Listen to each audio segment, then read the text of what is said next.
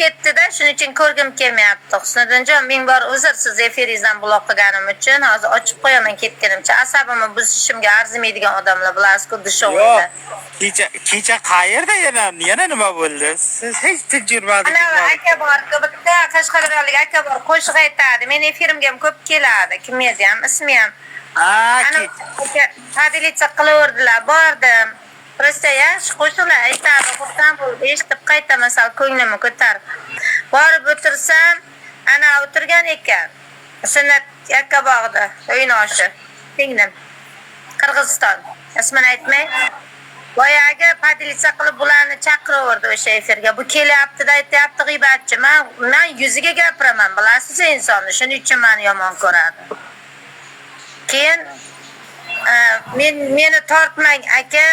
Bu joyda meni g'iybat qiladigan, meni yomon ko'radigan odam. Men buni nimasini g'iybat qildim? Bu nikto, mancha erkak bo'lib, mancha chesti yo'q deb o'ylayman bu erkakda. O'zingiz yaxshi bilasiz. Keldi ketdilarga qarab, ketdilarga qarab turing, qarmoqlarni zapravka qilib olay. Bir ko'rsating ko'ldi. Katta ekranga o'zingiz oling. Zapravka qilib olay. Balayaptimikan u? Baliqda anaqalar ham bor buni. Bunaqa chikin palatkalar bo'ladi, pashxonaga